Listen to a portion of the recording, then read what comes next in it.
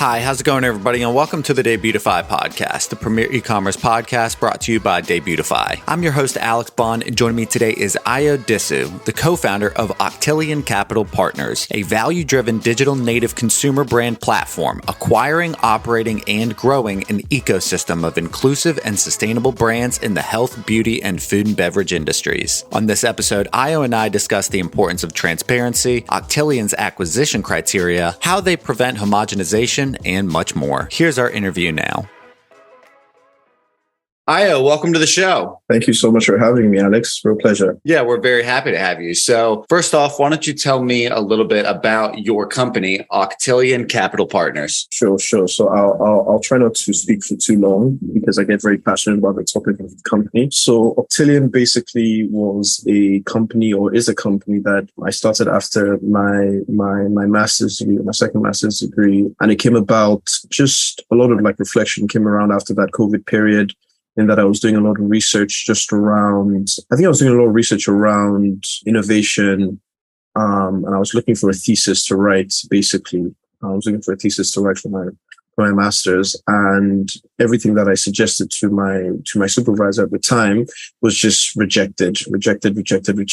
So in the quest to find a research topic, you go down a rabbit hole sometimes. This rabbit hole led me to something interesting known as a search fund. So I came across this Stanford search fund primer, and instead of me essentially focusing on my research, I ended up reading this primer. It's like a 40-page primer or something like that. And it just talked about a search fund. And for people that are not familiar, a search fund is a subset of private equity in which an entrepreneur looks to acquire business rather than start a business. I'd done some private equity work before, and I was familiar with the concept of just buying and owning businesses and stuff like that. And also a lot of my degrees are focused around business. So I was just very keen at the prospect and also the idea of actually acquiring a business, because I felt like that was where my skill set lied in terms of optimizing rather than starting. But in some ways, you have to start to then learn how to optimize. One of the things that I really liked about it was the entrepreneurship side of things too, in which you could combine the love and passion for entrepreneurship with basically just a love and interest in finance, and bring the two of them together to then go into M&A. So with that being said, after writing the business plan at the same time, I launched the company after my thesis, which was actually awarded the best thesis in the entire department. And they wanted me to publish that. But I was like, I have no interest in pursuing a research-led degree or PhD. I like to do things a little bit more practically. So I launched the company, and Octillion at the start was just a search fund looking to buy an e-commerce business. But after a bit of work, basically just starting off, obviously just building, put your head down, do as much as you can, I got a message, right? This was maybe it's almost a year in to the company. And I get a message on LinkedIn from this guy just saying, hey, I like what you're doing. I think you read my thesis because it got published on the actual CIMR, which is the Center of Innovation Management Research. And he was like, oh, I really like what you're doing. Let's catch up. Initially, I think I was working on a deal, and I use Notion as my kind of digital operating system. I said, okay, I'll put this guy in my Notion, but I put him in my low priority list. And then I just kept on doing what I was doing. And then he reaches out again saying, hey, I really like to catch up. And I was like, okay, cool, let's catch up. And this was Easter period of 2021, if I believe. We ended up chatting, got on very well, very, very, very, very good chat. And it was actually my soon to be and now current business partner, KC, Colin Campbell. Shout out to Colin Campbell. Yeah, we just connected. We started working together just informally, just to build that rapport, build that understanding. Ever since that time, we've been working together since. Octillion now, to just bring it full circle, an acquisition company that is focused on essentially building the next CPG impact conglomerate. So take the likes of P&G, your Unilevers, your Nestle's, that sort of architecture and that sort of DNA of acquiring businesses or having a portfolio of brands in which you are then obviously serving customers in different aspects or different industries like food and beverage, health and beauty. So at Octillion, we're focused on high impact CPG brands in food and beverage and in health and beauty. We're looking to acquire businesses that basically have a DNA for, I would say, goodness. and businesses that are category creators that do not realize they're category creators just yet. And so far, we have around 3 brands in the portfolio: a CPG, a food brand, a company called Lean Caffeine, which sells clean, good for you, functional nutrition products. So there's like a 2-in-1 in that company. And that we have the clean coffee side of things, where we sell incredible coffee, to be honest with you. That's free from mycotoxins, free from heavy metals, free from pesticides. And then underneath that, we have a sister brand called Clean and Pure that sells other supplements such as MCT powders, collagen, bone broth, all that good for you stuff. And then the other brand that we've recently just acquired is a skin tech brand that I'm keeping the name close to my chest because it's actually undergoing a rebrand at the moment. And there are a lot of interesting things in the works for that. But to just summarize, Octillion is a CPG impact conglomerate or aspiring conglomerate. And yeah, we're looking to buy 20 companies in the next 7 years. So far, we've done 3. So there's 17 more series to be completed. So yeah. Well, I think you'll be able to get there. And I really appreciate the thoughtful answer. We were talking before the show about what the acquiring workload is, right? So when you and your team at Octillion are acquiring these companies, how hands-on are you when actually running them after the fact? We're truly hands-on, especially for the level of these businesses that we provide. So typically these businesses are like sub 10M in terms of revenue standpoint. So typically they're usually founder-led businesses, founder and maybe the founder team with a couple of VAs, potentially maybe 1 or 2 full-time employees. Or in some cases, it's really just operated with a couple of outsourced personnel just helping out. So we're really hands-on, especially for now. Now, that's not going to be the case forever. If you're trying to acquire 17 or 20 businesses, you can run 20 businesses at least on a property. At the moment, we're very hands-on, but we're also looking for leaders in those businesses to basically represent us so that we are not missed when we're not there. So right now, the way that we're trying to do this is to put in place robust systems and processes so that the system will run the business, but the people will run the system, so that the business is not people dependent, it's system dependent. Because again, you can always trust your system, but you can't always trust the people. So again, if you make a bad mistake, you can plug someone out of your system, but then replace them back with another person in the system. But the business and the system is fixed. So right now we're just building up those processes and systems so that it would enable us to fire ourselves when we find the right people that we believe can lead the companies in the same way that we would lead the companies. To answer your question fully, we're quite hands-on for the time being. No, that's great. And I think being system-oriented is a very smart solution. That's something that I like to try to be in past jobs, because it's also the legacy aspect that's kind of nice. You know, being able to work at a place, implement a system, and then you can leave, and then a little piece of you is kind of still there at that job. And I think there's something kind of proprietary about that creates a semblance of pride a little bit. So that's cool. I really appreciate that. Why specifically this industry or niche that you decided in, health and beauty, nutritional aspect? Why did you guys decide to pick and acquire companies that have to fall under that umbrella? Yeah, so I think, as I said before, when Octillion started, the goal was just to buy an e-com business. And that's just extremely generic. There's so many types of e-com businesses out there. So we had to kind of be a little bit more introspective and also a little bit more selective.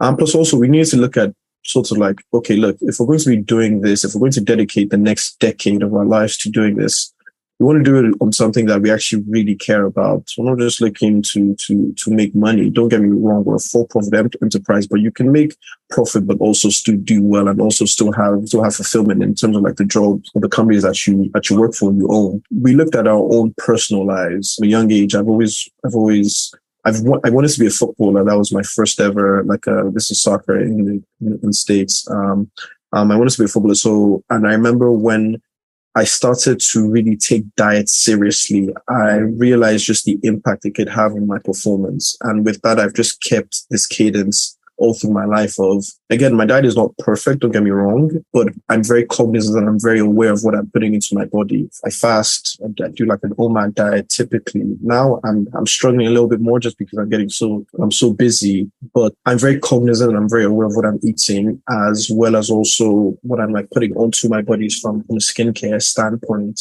So that was the first thing. And just looking at in our own lives, my business partner, Casey, he had an even bigger health scare and bigger reason to live a healthier lifestyle just because of obviously what he had gone through in the past. So when we're looking at all of that, plus also we're looking at macro trends as to kind of how the world is changing. Consumers are a little bit more aware about what they're putting into their bodies as well as also putting onto their bodies. That coupled with the fact that if you're looking at it from a macro level in terms of what is out there currently, as I mentioned, the companies like Unilever, Kellogg's, they control a large proportion of what we eat, what we consume. A lot of times people think they have so much choice, but they don't actually have that much choice as to what they're consuming and also what they're putting into their bodies because it's still coming from the same brand and their model is based around just repeat purchase. So in order to get that repeat purchase, they're going to put a lot of things that will drive that. So a lot of additives, a lot of sugar, a lot of salt, a lot of chemicals that, to be very honest with you, they're killing you, but you don't know. And really, a lot of like the research is also funded by these big industries. Big pharma is a huge case study for that. If you look at obviously what happened in America with the opioid epidemic and the Sackler family, you see that a lot of research is actually being funded by the company. Around Oxycontin. For us, when we just saw, obviously, there's a big problem. There's an obesity crisis at the moment. It's a modern day epidemic. And I think that is having an impact as to not just your physical well-being, but also your mental well-being, which is why you're seeing the rates of like depression, anxiety fly through the roof. And to be honest with you, some of these things they're not just mental, but they're also physical, which is based on just how you feel, really. And as they say, like, you are what you eat. So if you're eating a lot of like terrible foods, you're typically going to feel quite like bad, lethargic, depressed. And also, if you're translating that to, let's say, like the skincare industry is also fairly secretive, in that you don't really know what's happening. You also don't really understand some of like these ingredients that they're actually putting onto some of these creams, some of these serums. You don't really know. So what we're trying to do right now is trying to dispel that, as well as also just provide natural, easy to understand, traceable ingredients, at least for our skincare products when we eventually go into that market, so that it just dispels the myths around essentially skincare. So really it was basically just, how are we living?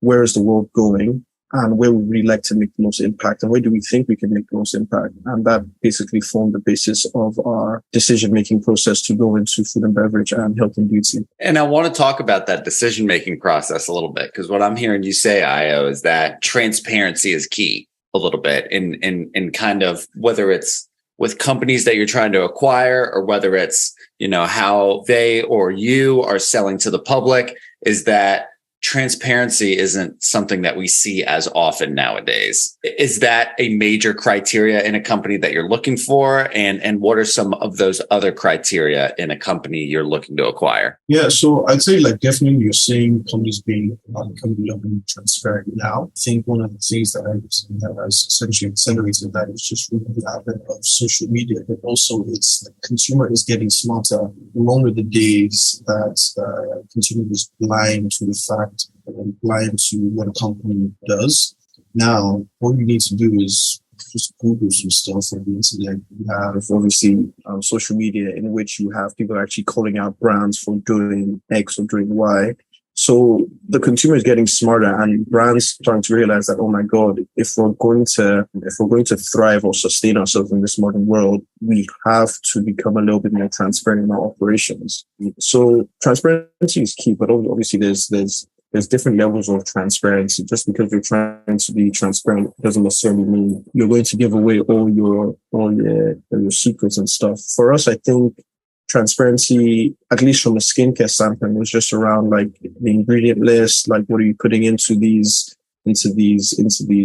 creams and serums that you're making. From a food standpoint, it's just basically like where you're sourcing all of this from. What are the actual nutritional benefits of these products? And again, you get into that sort of like granularity when you're a bit deeper into diligence. But going back to the question around our criteria, we're looking for a couple of things. Looking for a business that is simple to understand and operate. So taking the onus from something like Warren Buffett. We're looking for companies that are profitable. So profitable companies anywhere between 250 at minimum of at least 250,000 SDE, EBITDA, net profits. Looking for a company that has a recurring nature to its service. So which is why we like skincare and food and beverage, because you have that repeat purchase, which is then optimizing for CLTV. We're looking for companies that have started their path towards sustainability. Again, whether that be in the form of your packaging, whether that be in the form of your impact, whether that be in the form of like your supply chain, maybe just sourcing from local or regional manufacturer supply chain. So for example, with our food business, a lot of our supply chain is based around the Europe zone. So it's actually reducing our carbon emissions. We're looking for companies that have the high potential for growth, obviously. That's super, super important. For businesses that have at least 20% net margin, so strong operating financials that can lead into even stronger margins as we expand, as we infuse optimizations across the board. And yeah, we're looking for businesses that typically have like a small product catalog, so small SKU size. So anything between ideally 5 to like 15 to 20 products, or maybe even 30 products for the time being. But obviously as the team grows, as the team scales, then we'll amp all of this criteria up.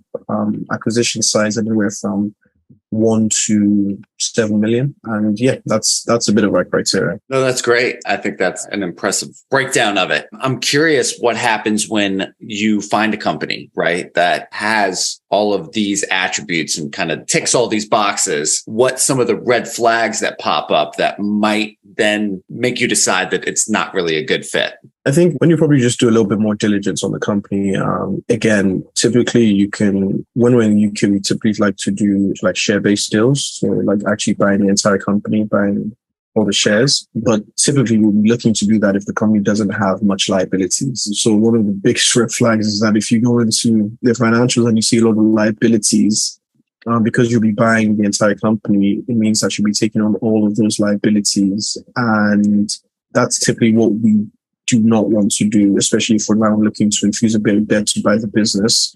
So we need to ensure that we have a strong financial profile so that we can obviously take the business and grow the business. So that's one thing. Red flags is just like a lot of liabilities, at least from a financial standpoint. Second thing is just it's interaction with the seller. So this is a little bit more of a qualitative factor, but it really is extremely important because again, you're buying the business from essentially like a willing seller. So I'm hoping that the seller is typically quite responsive to questions, to queries. That's another big thing. Just like interaction with the seller, the relationship with the seller.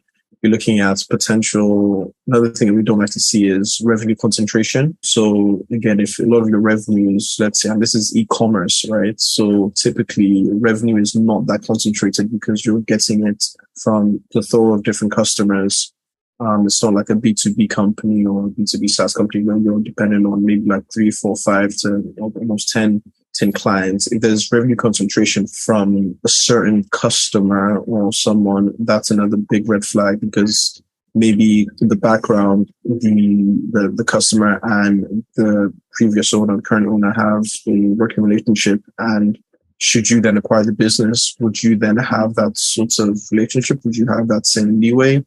So that's another thing just to obviously be cognizant about. We're looking at potential growth opportunities as well. Like sometimes you might want to sell a business or some people might want to sell a business because to be very honest with you, there's not much else you can do to really grow the business. So we always say like skin on the bone. We want there to be skin on the bone for us so that when we're coming in there, we know that, okay, we can take this business from 5 million to potentially like 50 million. And then we say, okay, we've done our part, and then we pass it on. So there needs to be enough skin on the bone. If there's no skin on the bone, it's just not that interesting. As well as also some other factors that we look at in terms of just like from a compliance standpoint, Look at obviously some marketing metrics, effective use of cash, the team, products, all of that. So there's a lot of different factors that come into place, but which is why we put a lot of emphasis on the initial like screening bit, so that and diligence, it's basically just like really just studying a couple of key areas, checking on the dotting on the I's, crossing on the T's, so that we know that, okay, should they pass diligence, we're most likely going to buy this business. So we do a lot of work up front so that the work later on is not as much. You've talked a lot about the quantitative criteria and the quantitative necessity in terms of what checks your boxes. But you used the word just now in your answer, qualitative. And I think that that's very important to help contextualize maybe why someone is selling their company. Is that an important factor that you look into? Because that is a little bit more intangible. Absolutely. I think you have to understand motive, right? Exactly. You really have to understand motive, as they always say in the legal world. What is the motive behind this person's action? Because if your motive is pure, then it will lead to an easier transaction in that the person is forthright, they're honest in their dealings. If the motive is not pure, then it will probably cause a lot of problems later down the line, because they may be a little bit more cunning in their motives. So, for example, let's say you know that there's a problem that you have foreseen because you have been in this industry for a while, and potential new buyers do not know about this problem, maybe because it's an industry specific thing, or just because they are not super familiar with that industry, and you're trying to obviously offload this business so that basically you do not have to bear the risk and you can more or less just cash out. These are some of the reasons why you obviously just have to consider the qualitative factors and understand the motive for why the person is selling the business. So that's a key question I always ask them, like, why are you selling the business? Particularly if it's a business that is on the up and up. So revenue is growing, gross margins are good, net margins are good. There is a plethora of avenues in which you can take to grow the business. Why are you selling? Why are you really selling? Let's understand the motive here. Typically, people can sell their businesses for different reasons. You get the fact that maybe they've taken the business to a point in which they feel like they can't, so they've like hit like a ceiling basically, and they're just looking to now do something else. A lot of people sometimes are quite good at starting businesses, growing the business, and then they're looking to sell because they're not really looking to run the business for a prolonged period of time. Some people, to be very honest with you, are just bored in that, okay, I've taken this business, it's not as fulfilling as I would like, and maybe I have other projects that are a little bit more fulfilling that I would like to obviously maybe utilize the capital, or utilize a bit of the capital that from selling this business into, and then that's it. But yeah, it's a very important aspect. There are a lot of qualitative factors to consider, obviously, with an acquisition, as well as also just like running the company, as to, okay, you have to put yourself in the shoes of the customers, have to put yourself in the shoes of a plethora of different stakeholders so that you can try to make the best decision. But at least from an acquisition standpoint, understanding the motive and reason as to why the seller is looking to sell that business, and also assessing yourself. So we always assess ourselves and our ability to run these businesses is crucial just for making the right decisions. I'm very interested in what you said earlier. It's kind of stuck with me about your comments about like a P&G or a Unilever, and how the illusion of choice can happen in the free market. With the goal of acquiring 20 brands, how do you prevent from being homogenized, essentially, where all your brands have similar business models or plans and aren't competing with each other? I mean, how do you go about not creating like a monopolistic society that way? Oh, I think with what we're trying to do, especially with every brand that we're trying to do, every brand is unique. Every brand is different. The way I look at brands is that like a brand is like your friend. I'm sure you have more than 20 friends and they're all very different, right? So that's the same way that I think that we are looking to build our brands, and then they will each have their own tone of voice, their own voice. And it's kind of similar to obviously what a lot of people that have obviously gone down this route have done, in that, yeah, all our brands are different too. But we're trying to have brands that are different, but brands that are also good for you. The Octillion DNA is good for you brand. So even if you're buying from one of our other brands, you know that this is a certified good brand because of essentially the main company that it's attached to. There's no funny business. It's just good, decent food and beverage products and skincare products. Because you've elevated your brand too. So it has the Octillion stamp of approval a little bit. Exactly. It's almost like when you see like certified B Corp, you know that, okay, this company has undergone like a rigorous process to getting that accreditation. And there was something that I was going to say in which you asked for like a criteria as to what one of the things that you look out for. I won't go into, I'll try to keep it brief, but like, it's one of the reasons why we picked the first company that we acquired, Lean Caffeine, in that the story of that brand was just incredible in that the founder of the business, I believe his father had dementia and unfortunately passed away from dementia. And as a prevention mechanism, he was researching just ways to prevent getting dementia. And one of the things that he came across was just intermittent fasting. And as he was doing intermittent fasting, one of the things that came across was obviously how you sustain yourself during the fast. And I believe he really liked coffee. So he started looking into this whole bulletproof coffee movement. So I'm sure you could know people like Dave Asprey with his brand and some of these other people and just the entire bulletproof coffee movement. He was like, okay, I'm going to try and do this, but I'm going to do this as clean as possible. So creating coffees that basically were free from mycotoxins, were free from pesticides, were free from heavy metals and tasted incredible. And that story resonated with what we were trying to do at Octillion, which is providing customers with the best in class, good for you products. So when you marry those two things together, it's exactly what you just said in that the brand that we acquired matches with the brand story of the acquirer. So there's this like flow of authenticity throughout the supply chain, the acquisition supply chain. And it's going to pass down to the customer because what we're now doing is that we're now infusing better operational efficiencies. We're basically putting more love, more attention, more resources into the business so that we can provide obviously just better quality products for our customers. No, that's a very valid answer. And you use my favorite word there, authenticity. Before we wrap up, Ayo, I always ask guests the same final question. You mentioned it before the show, during the show, that entrepreneurs and e-commerce professionals are extremely busy. So the value of work-life harmony is even more important, I think, to people in this industry than a lot of others. What are some hobbies and interests that you practice in your free time to establish good mental health and work-life harmony? I subscribe to this philosophy of stoicism. I don't know if you know much about it, but I like to think that I'm a stoic, so a lot of like introspection on myself. So like with that, I journal just to get my thoughts out there. And obviously, when you have a lot of thoughts in your head, it's very good just to like express them. And I find solace in expressing myself through my writing. So I like to do that. I'm a big Negroni fan, which is the drink, it's a cocktail.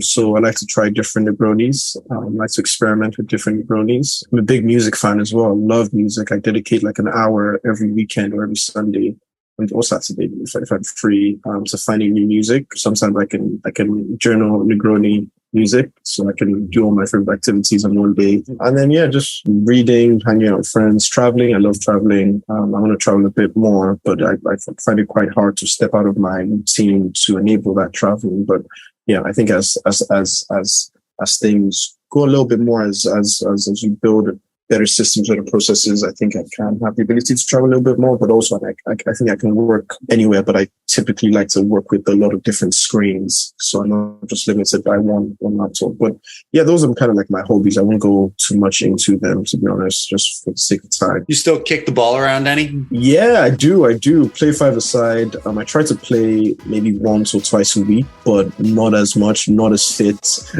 as I once was. My knees are definitely feeling them. So yeah, still do it, but not as much as I would like to be honest. I totally feel that. I usually play the same way, once or twice a week. And I'll tell you, I always try to get there early to stretch because at our age, I am still, knock on wood, shocked that I've never had a soccer injury. And that's because guys show up to the field and then play. And I'm like, I'm not doing that, man. That is not worth it to me. Ayo, it's been an absolute pleasure, man. Thank you so much for your time and good luck with Octillion. I'd like to thank my guest Ayo Disu for joining me on the show, and come back on Thursday when I talk with Brian Clayton, the CEO and co-founder of GreenPal, a web mobile hybrid application allowing homeowners to source, schedule, and pay quality pre-screened lawn care providers through an online marketplace. For more information about Ayo, you can connect with him on LinkedIn. To learn more about Octillion Capital Partners, you can visit their website, octillioncapitalpartners.com. That's our show. Thanks for joining us, and we hope you come back to find new episodes being published every Tuesday and Thursday. Until then.